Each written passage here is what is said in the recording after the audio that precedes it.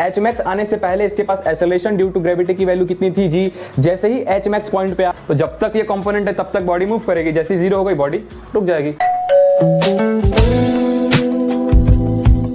Hello everyone, मैं हूं आशीष और आप सभी का स्वागत करता हूं हमारे चैनल रफ किताब में। तो आज के इस वीडियो में हमारे पास जेईई एडवांस का एक प्रॉब्लम है, इसको समझेंगे, इसके अंदर जिस किसी कंसेप्ट का यूज किया गया है उसको भी समझेंगे और फिर इसको सॉल्व करेंगे। ठीक है, तो देखो इस क्वेश्चन में क्या क्या है पहले उसको समझते हैं। इस क्वेश्चन में बोल रहा है कि एक ऑब्जेक्ट को, फॉर एग्जाम्पल मेरे पास ये बॉल है, हॉरिजॉन्टली मैंने इस ऑब्जेक्ट को एंगल थीटा से थ्रो किया, जब एक्सेलरेशन ड्यू टू ग्रेविटी की वैल्यू जी थी तो इसका हॉरिजॉन्टल रेंज आ रहा है डी। आपको समझ में आया फर्स्ट केस। सेकंड केस में जब मैं इसको हॉरिजॉन्टली एंगल थीटा पे इसी ऑब्जेक्ट को थ्रो कर रहा हूं v वेलोसिटी से, तो इसका हॉरिजॉन्टल रेंज d डैश आ रहा है। क्यों? क्योंकि एच मैक्स जहां पर है ना, इसका जहां पर एच मैक्स वाला पॉइंट है वहीं से एक्सेलरेशन ड्यू टू ग्रेविटी की वैल्यू चेंज हो चुकी है। इसका मतलब यहां पर डिफरेंट रीजन है और उसकी वैल्यू दे रखी है g/0.81। इसका मतलब पहले हमारा जो था एक्सेलरेशन ड्यू टू ग्रेविटी की वैल्यू वो g थी, अब हो चुका है g/0.81। ठीक है, मतलब ये वाला डिफरेंट रीजन है। देखो इस चीज को मैंने इसको थ्रो किया हॉरिजॉन्टली, ओके, थ्रो किया तो एच मैक्स वाला पॉइंट है ना, उससे पहले एक्सेलरेशन ड्यू टू ग्रेविटी की वैल्यू स्मॉल g थी। ठीक है, ओके, और जैसे ही उस पॉइंट पे ऑब्जेक्ट आ रहा है उसके ऊपर एक्सेलरेशन ड्यू टू ग्रेविटी की वैल्यू चेंज होकर ये वाली वैल्यू g/0.81 लगना स्टार्ट हो गया। ओके, ठीक है, अब हमें ये बताना है कि जो हमारा न्यू हॉरिजॉन्टल रेंज आएगा उसकी वैल्यू एन डी के इक्वल है, मतलब D dash equals to N D. तो इसके अंदर हमें एन की वैल्यू फाइंड करनी है कि find the value of N, कि एन की वैल्यू क्या होगी। आपको समझ में आया?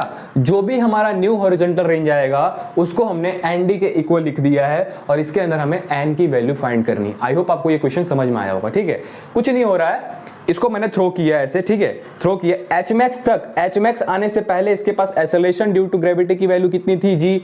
जैसे ही एच मैक्स पॉइंट पे आ रहा है, मतलब मैक्सिमम हाइट वाले पॉइंट पे आ रहा है, वहां पे एक्सेलरेशन ड्यू टू ग्रेविटी की वैल्यू चेंज होकर g/0.81 लग रही है। वहां से मोशन इसका चेंज हो जाएगा, इसका रेंज भी चेंज हो जाएगा और उसी को हमने इन दोनों रेंज को ऐड करके बोल दिया डी डैश। डी डैश की वैल्यू हमारे पास एन डी के इक्वल है, इसके अंदर एन फाइंड करना है। ठीक है, तो चलो इसको सॉल्व करते हैं, इसको समझते हैं इसके अंदर किस कंसेप्ट का यूज किया गया और हम इसको सॉल्व कैसे करेंगे। ठीक है, हमें ये निकालना, ठीक है, तो हम इसका सॉल्यूशन दो पार्ट में निकालेंगे। पहले ये वाला रेंज निकालता हूं, फिर ये वाला रेंज निकालूंगा। ठीक है, ये वाले रेंज के लिए हमें यहां पर आना पड़ेगा। ये वाला मोशन कहां हो रहा है? जब हमारा एक्सेलरेशन ड्यू टू ग्रेविटी की वैल्यू जी है। अच्छा, जब हमारे पास ये वाला रीजन नहीं था, इसका मतलब डिफरेंट रीजन नहीं था, तो हमारे पास हॉरिजॉन्टल रेंज की वैल्यू क्या होती है बताओ? हमने इसको v वेलोसिटी से थ्रो किया है तो v² sin 2θ/g होगा। कोई दिक्कत है यहां तक बताओ? ये हमारा हॉरिजॉन्टल रेंज का फॉर्मूला है, वही मैंने फर्स्ट केस में लगा दिया जब हमारे पास डिफरेंट रीजन वाला केस नहीं। अच्छा ये बताओ, ये हमारा टोटल रेंज हो गया, तो ये हमारा d/2 होगा, आधा आधा होगा, d/2 होगा, बताओ। अच्छा अब देखो, जब ये d है, ये d/2 है और ये भी d/2 है, ये वाला d/2 और ये वाला d/2 सेम होगा, कोई दिक्कत है? यहाँ पे मैं d/2 लिख सकता हूँ। ठीक है, तो ये वाला रेंज हमारा निकल चुका है। अब हमें ये वाला रेंज निकालना है। यहां तक कोई दिक्कत आई?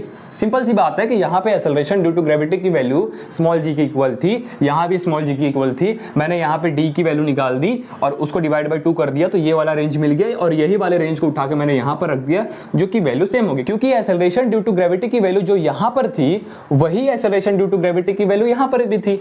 तो जो कैलकुलेशन यहाँ पर काम करेगा वो कैलकुलेशन यहाँ तक काम कर सकता है। ठीक है, तो यहाँ से हमने d/2 की वैल्यू निकाल दी। ठीक है, अब इसका रेंज कैसे निकालोगे?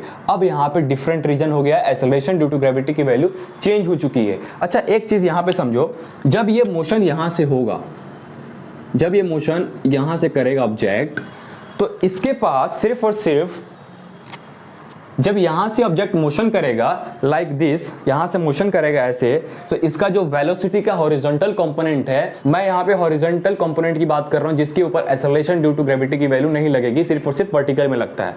ठीक है, यहां तक चीज समझ में आ गई। अच्छा, रेंज इक्वल्स टू क्या होता है? अगर मैं सिंपल बात करूं कि डिस्टेंस इक्वल्स टू क्या होता है?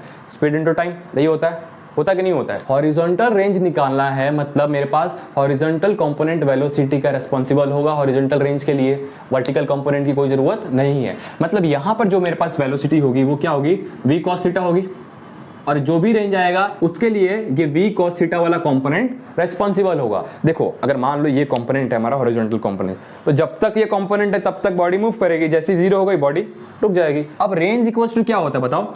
अगर मान लो इसको मैं d1 दे देता हूँ ये वाले रेंज को, तो रेंज इक्वल्स टू क्या होता है, मतलब डिस्टेंस इक्वल्स टू क्या होता है, स्पीड इनटू टाइम। ओके, तो स्पीड क्या है v cos थीटा और इनटू टाइम कर दूं। अच्छा, ये हमारा d1 आ गया, मतलब ये वाला रेंज तो हमने निकाल दिया। अच्छा, टाइम क्या होगा, टाइम निकाल लेते हैं पहले। टाइम निकालने के लिए h max इक्वल्स टू मैं क्या लिख सकता हूँ बताओ, हाफ gt स्क्वायर लिख सकता हूँ वर्टिकल मोशन के लिए, h max equals to half gt square लिख सकता हूँ। ठीक है, यहां से जब आप टाइम की वैल्यू निकालोगे, देखो t इक्वल्स टू क्या आ जाएगा, 2h max divide by g effective under root. ये हमारे पास टाइम की वैल्यू आ गई। अच्छा, इसके अंदर h max की वैल्यू कैसे निकालेंगे, ये दोनों केस में h max की वैल्यू सेम होगी, दोनों केस में h max की वैल्यू सेम होगी।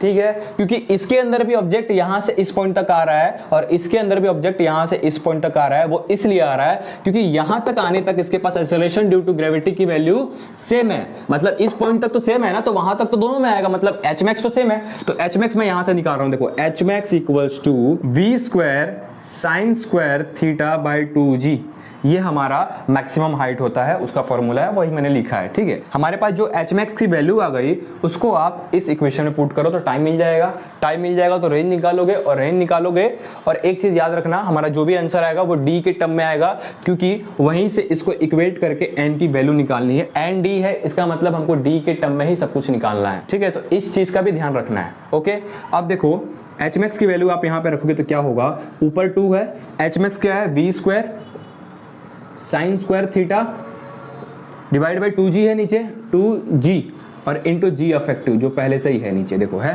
कोई दिक्कत यहाँ तक बताओ, 2 से 2 कैंसिल हो जाएगा, एनी प्रॉब्लम नहीं। ठीक है, यहाँ से क्या आ जाएगा t, देखो t is equals to v square sine square theta divide by, जब मैं इस g इफेक्टिव की वैल्यू रख दूंगा यहाँ से, g इफेक्टिव की वैल्यू क्या है, g अपॉन 0.81, तो क्या आ जाएगा, देखो g इंटू जी इफेक्टिव की वैल्यू रखोगे g divide by 0.81, g into G square, ये तीनों टर्म स्क्वायर में है, मतलब रूट से बाहर आ जाएंगे, कोई दिक्कत। चलो यहाँ पे लिख के दिखा देता हूँ आपको वापस, v square sine square theta नीचे g स्क्वायर हो गया और ये ऊपर जाएगा तो इंटू में हो जाएगा 0.81। अच्छा, ये तीनों चीज़ बाहर आ रही है क्योंकि स्क्वायर में, इसको बाहर निकाल दूँ।